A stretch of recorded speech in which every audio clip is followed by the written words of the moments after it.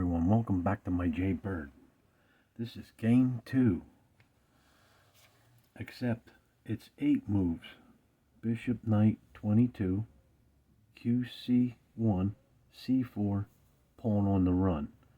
It's just an extra move to get this opening in, and the ELO set at 25.35. And this one's really cool. Let's get it started.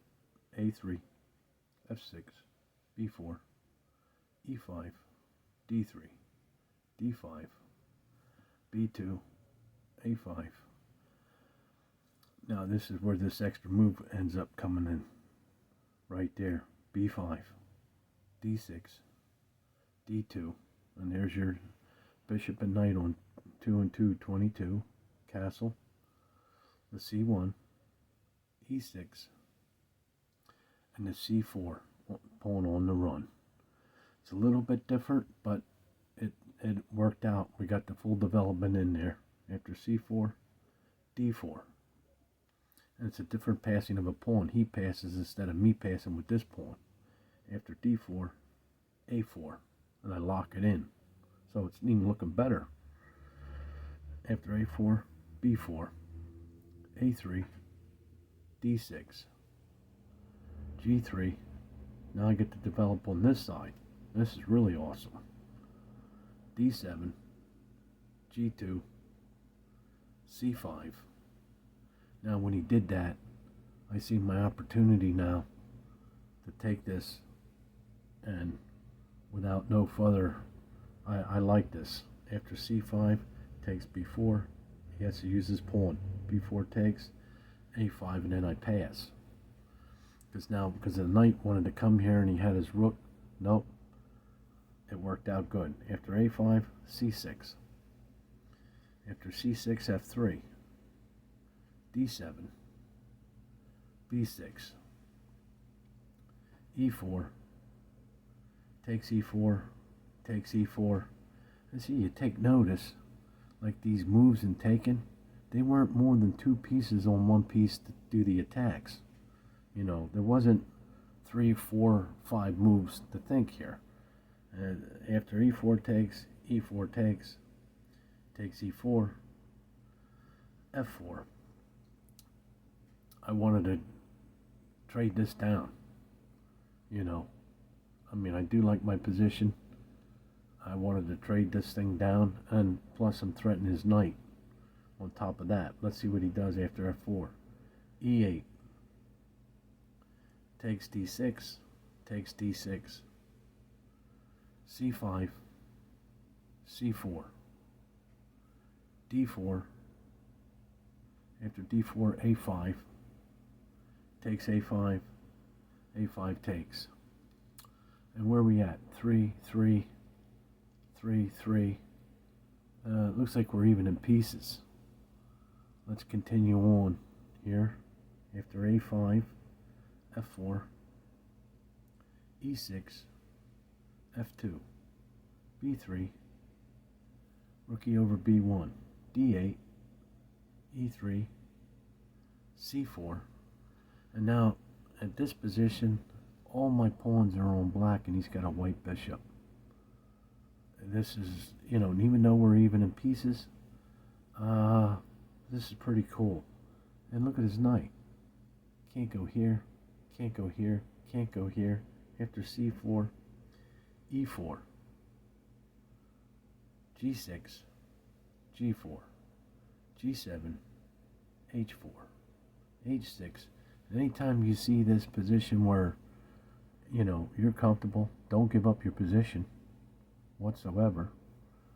So, and you always push your pawns up like this. Wait for to see what's going to happen. After h6, a1. Now I threaten that knight. Let's see what he does. e8. Now he threatens my bishop. Well, here's the thing. You'd say, well, take it. Well, he'd take my bishop, and guess what? I can't move my rook here. I can't move it here. He's going to push a pawn. He's in. He's got the white bishop. It's not good. After e8, b1. I need my white bishop because of this pawn right here on this white space. After b1, a8. Now he has to defend. His knight's trapped. That's amazing. After a8, e1. I gotta bring my king all the way over here. That's my best option right now. a6, a3, e6, and that's what lost him the game. Because now he gave up the white bishop that had any chance with that pawn for that white bishop. I know he's threatening this, but he still gave up his white bishop. After e6, takes e6, e6 takes, and he splits his pawns. So now, after e6, a4, a8, and his knight is still trapped. d2, e5, takes e5, f7, c3, e6. And I got to do my timing right here with everything. I'm looking, and I take the pawn. I got a free pawn no matter what. What's he going to do? He moves. I could take. He can't do nothing here. He's trapped with that knight. After g6, he takes the e5. So we trade pawns here. I go back. Where's he going to go? He can't go here. He can't go here. What's he going to do? If he moves a rook, I'll take his knight. After e4, f6, he goes back. And if he pushed here, I would take here. What's he going to do? If he pushes the pawn, I will take it. Because, oh, well, he could throw a check. Maybe if I did that, he pushed, I would take. He could say a check. But then maybe I wouldn't take it. I'd have to calculate something else. But anyway, after f6, b1. I move the bishop back. e5, g5. Now I push. His rook is knight. The rook is defending the knight. g5, takes g5, takes g5, d5, b4, and now it's going down. After b4, g8, a5, loses his knight, g5 takes, b3 I take, g3, b4, g2, and even here, okay, he's threatening a check. After that, g2, a2 I go down. Does he want to trade? Nope, because he's not in good position. He's not good. I got white. Look where his pawns are on white, and I got a white bishop and a king. So he have to keep moving his king until he's out of position. Again, after g4, e4, check, e5, a7.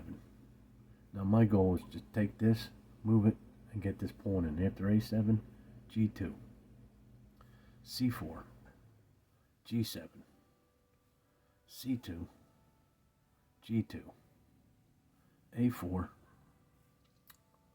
g4, takes b7. Okay, that's fine. After b7, e4, down b3, e3 check, I'm going up, b4, e4, a5, c4, a7, I move back. He throws another check, c5, b4. Now he's got a problem. I got a pass pawn up here. After b4, c1, b7, I just push. There's no problem here. c5, check. I move out of the way. b1. Now check it out. How you going to get it past? I'll put my bishop here. Watch this. b1, b3. And look, no matter what, I got my white squares here. After b3, a1 check, a2, and now he can't even go back to stop this. After a2, he takes a2, a2 takes, d5, queen b8, c6, e8 check, d5, d7, c6, check, c8, b5, b8, a4, and that looks like mate a7. It's kind of this ELO, even though it's higher, the pieces seem to have been taken in a way that it only was, what, two, it's either one-on-one, or it was two thoughts for one piece, or two pieces to take one piece on both sides for, and it was just simple. I mean, and everything fell in place. It was awesome. Okay, I hope we can go higher with this ELO. I didn't do it yet, so I'm hoping I can have a game 3 for you on the same opening, just to see how high this opening can go. Okay, thanks for stopping by.